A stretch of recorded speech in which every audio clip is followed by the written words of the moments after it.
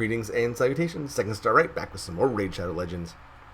Today we're going to go over the Necrohunter. Yes, I already did Corpse Collector, I did Jingle Hunter, I'm going to do Swy Firstborn. And the thread here is that they're all fusion food for Celine the Lucky, who isn't even that great of a legendary, but from a collector's point of view, it's harder to get legendaries than it is to get epics. I have another Necrohunter, it's not a big deal, so they're all being fed. And I will be rewarded with a Cillian that I will put in the vault, I guess. But before I do that, I am going to go over Necrohunter, see how he performs in battle, the various content in the game, and see if he excels anywhere, and there's any reason to keep in the back of your mind, maybe I want another one at some point. I don't know, maybe you would. Spoiler alert, I'm having difficulty finding a spot for this guy. I'm just going to come right out and say it. There's some issues. Before we continue, please throw me a like if you're enjoying yourself here. Subscribe if you want to see more. That would be awesome. You can even hit a little notification thing. You know, when I put up videos, they'll tell you, and that could be cool. You know, might be something you want. And then definitely comment below if you can think of anything that I'm missing with this guy. If you can find a reason to use him that I just can't quite identify or wrap my head around, because you know, I had a little bit of a hard time with this one. So let's go. What does this guy do? Let's see. Okay, so he's a Knight Revenant. He has a bow, which is always fun, and he looks exactly like the Necromongers from Chronicles of Riddick, which I guess pop culturally gives this guy a place. Yeah, he looks just like the head Necromonger guy who was also the detective in Chicago. You know the guy I'm talking about. Anyway, this is where I guess their inspiration was drawn from, because of the same exact helmet in the movie. Okay, so let's go into his skills. Crypt Arrows is his A1. Attacks one enemy 2 times. Each hit has a 50% chance of placing a 60% decreased defense debuff for 2 turns. This is my favorite skill that this guy has. I like the idea of putting the big version of decreased defense on an A1. I always like attack downs, defense downs, stuff like that on an A1, where you can kind of control where they go. You always want to have your heroes that have the AoEs that can do it everywhere, but sometimes you want that available every turn. There might be a time when you just need it. So having it there is definitely useful. And you can get that 50% chance up to 65% chance if you put in $4. Grape Storm is an interesting, I guess, A2. Okay, so attacks one enemy, but he has a 50% chance of attacking all enemies with an extra hit. And this initial hit is actually a higher multiplier than this one. It's like this one, with his level of stats, which I'll show you in a moment, can hit, you know, average probably around 20k, let's say. And then the smaller ones, divided amongst all the other enemies hit between 4 and 5k. And then it changes, though. It feels to me like the number of targets that are on the field at the time, it feels like there's a pool of damage and it divides between it. It seems like when there's a lot of enemies, it does like a smaller amount, and then when there's just like one other enemy, or you're hitting the same enemy twice because this procs, it seems like it does more damage. It just feels that way to me. Either that, or there's just a very wide multiplier range where you can hit for a low amount, or you can hit for a higher amount. You know, and I'm talking during a crit, right? So even during a crit, it seems like there's a wide range.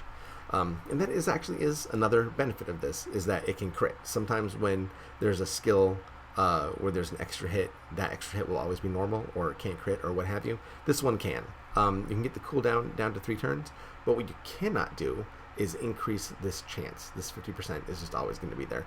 It's kind of a bummer. Tombstalker is his A3, attacks one enemy, places a perfect Veil buff on this champion for 2 turns if the attack is critical. Why? Perfect Veil is a stupid buff. Veil is a stupid buff. Please tell me that I'm missing something with this Veil business, because I don't like it. It's just so rare that it comes in any kind of use. And to have it, 5 books to get the cooldown to 4? Why would anyone do this? I'm missing something. I don't get it. If this was like a clan boss champion and you're trying to avoid the stun or something, maybe, I don't know. It's just, you still get counterattacked. You still get hit by AoEs. You still get hit by effects that affect the party. I don't understand the thrill of Veil, and probably just because there isn't one in any kind of expectation was for it to be good was driven by Plarium, and the community at large knows that it's kind of stupid. That's kind of where I'm leaning. But anyway, let's look at his masteries. I just got the tier 1 and 2, of course. It's 100 scrolls, easy to get, 4 or 5 runs in Minotaur. When you're all maxed out, you just have that one guy, so no problem. Get the extra crit, the extra accuracy, extra crit damage. Can't hurt. Okay, so let's look at his total stats. You will notice, you know what, let's look at that first. You'll notice that most of this gear is the same as the Jingle Hunter video that I did, especially the crit damage Frost Gauntlets that are 6 stars. I love that. That 80% crit damage is just so awesome. But I had to swap out the attack chest for a hit points chest because his base hit points are so much lower. They're less than 9,000. That's not even glass cannon. That is like, I don't know, what's more fragile than glass? I don't know. House of Cards, he took so much damage, he was dead all the time.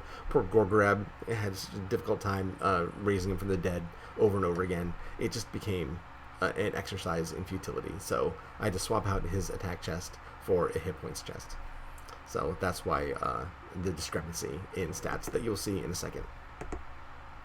He still only has 18,000 hit points, which is not good. Less than 2,000 attack, not great. Defense is a little bit decent for an attack champion, but still not much that you really notice. Speed is okay for just my party and where their speeds are all at. Crit rate is almost 100%. That's fine enough for me. Crit damage 177. You always want to get around 200 at least, but working with what I got here. Resistance at 90 is fine. Accuracy 97. I do want to land that A1 as often as I can, so a good amount of accuracy will do you well on this guy. Just need to make sure that A1, which is I think the most useful skill that he has, proc as often as possible. Okay, so let's see, where do I have him here? Okay, so here's in Fire Knight. Of course, you wouldn't think of him right away as a Fire Knight champion because he's not really... he doesn't do a whole lot of the things that you want on the Fire Knight. There's no heal reduction. There's no turn meter reduction. But I just want to show that he could do it, right? He's got a 2-hit A1. He can help you get through the waves if his Grape Storm procs.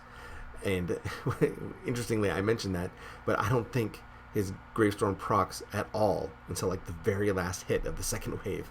And there's only like 1 or 2 enemies left. So therein lies the rub with this guy. Yeah, he has a multi-hit A1. He hits twice. His damage is not bad. It's not great, but it's not bad. The ability to put in there we go, he lands the defense down with his A1 is awesome. I like that a lot. I really do. It really helps out the team in taking out enemies. Defense down is everyone should know by now. That's a pretty vital skill. You should try to work it into every team if you can. I think it even gives you more bang for your buck than like an attack up does. But that's debatable, and it depends on the level and the content and affinity and everything. But because math is weird. But he's going through. He's doing his thing. He's not dying. But if you've been watching, you see his damage. It's not as impressive as it is in some other DPS champs, and I don't know why that is. I don't know why they kind of dial it down. His Grape Storm hits for between 14 and 20,000. Sometimes it gets a little bit higher, just depending on what debuffs are in place. I don't know how I feel about him. He's just there. Yeah, his A1's decent. Everything about him is decent, but he just doesn't bring anything to the table. I actually much prefer Pitiless One, which I also did a video on. He has the similar problem where it doesn't bring anything to the table. Pitiless One brings a lot of self-sustain to the table and a lot of very fast attacking, which really helps him with his DPS. If you were going to put him in some kind of artifact set that laid any kind of effect, you could do a lot because his turn meter just recharges so fast with the way his passives are set up. Pitiless One I much prefer to this guy, to Necrohunter. That he lives, I guess, through this content being supported by Gorgorab, Apothecary, and the Ally Protect, the benefit of Skull Crusher. I guess maybe you could say anyone would live through it. Yeah. My whole point of doing these is, if you were wondering, like, I'm about to sacrifice, I had to raise this guy from a pup. I had to bring him up to 5 stars. I had to give him his 5 ascensions. Now I have to feed him to the portal. What if I'm making a mistake? Well, as you can see, you're not really making this mistake, I guess.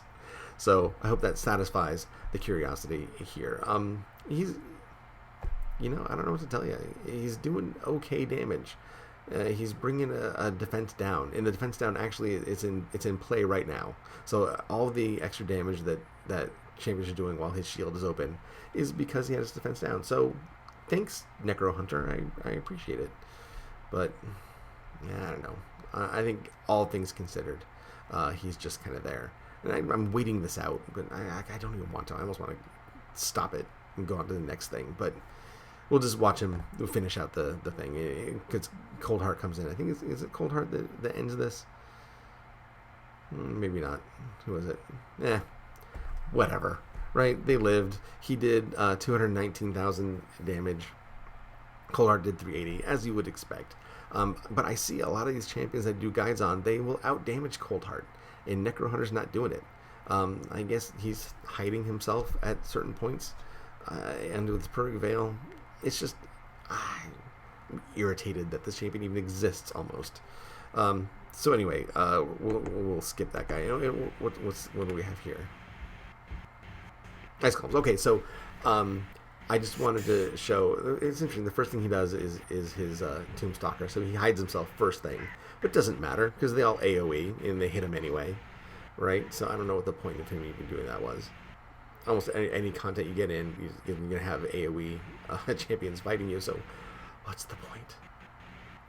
Okay, but here is that small cross-section of impact that Perfect Veil might have, is that that heal down minion on the boss in Ice Golems will put a heal down. So if he's hidden, then the boss, because it's a single target attack, will exclude him from getting the heal down. And a heal down on this guy in this content is a bad thing, obviously, because he has such a small hit point pool and just requires everyone to pay attention and keep him alive. And he doesn't. He still doesn't live through this entire fight. Gorgrab has to bring him up, and for a while there, just ignores him. It was kind of hilarious. But it does end up with this. He does 454,000 damage in Ice Golems, which is not a bad number, but it's still like 300,000 less than Jingle Hunter did. So yeah, I'm belaboring the point perhaps, but the point is that you can safely feed this guy to your heart's content, and you'll never have to worry about needing him for content somewhere else in the future, because it just ain't gonna happen. Alright, so that is Necrohunter. Whew, I feel like I talked a lot and said not a whole lot other than stay away, but I don't know, sometimes that's just the way it rolls here in Raid Shadow Legends. So if you enjoyed this, throw a like, please subscribe if you want to see more, and comment below if you're like, dude, I love Necrohunter, why are you pissing on Necrohunter? Oh, you suck. Dislike. Yeah, maybe that'll happen. But if you do, tell me, because I want to know what I'm missing. Alright, thank you guys so much. I enjoyed making the video, regardless of its the quality of the champion. So thank you so much for watching. Have fun, and I'll see you next time.